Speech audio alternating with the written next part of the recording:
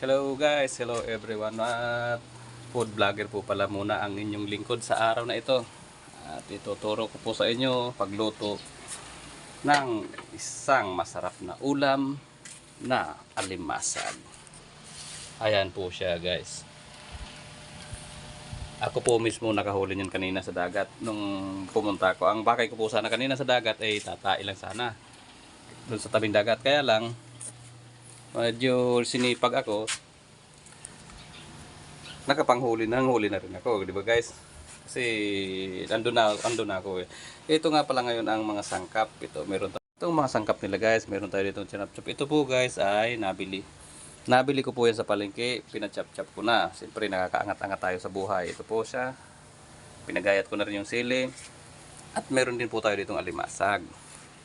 Siyempre guys, at nilagay na natin ngayon yung ating lutuan. Ito guys, kawali yan guys, medyo binaluktot ko lang para bumilog siya, tumaas. At nandito meron din tayo ditong kalan. So, ito guys, pasensya na kayo guys at medyo malinis talaga yung lutuan ko. Siyempre magpanggap tayong mahirap. Uy, mali. Dahil mainit na siya guys, maglalagay na tayo ng mantika. Kanina guys ay nagkamali ako na ilagay ko pala yung suka. Ayan siya guys, ayan. Siguro gawa ng sobrang daming iniisip dahil iba-iba yung papel ko sa mundo. Napansin nyo nga pala guys, ito papakita ko lang sa inyo ang kurma ng totoong kusinero. Ayan guys.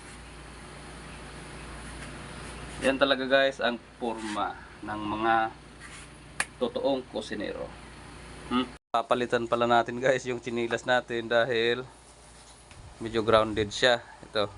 Dahil talagang kusinero tayo, kailangan natin ng sapatos na pangdesente. Ayan guys.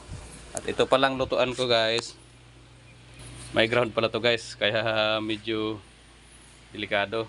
Ito talagang pinili ko para walang makakahawak or makakatikim ng niluluto ko.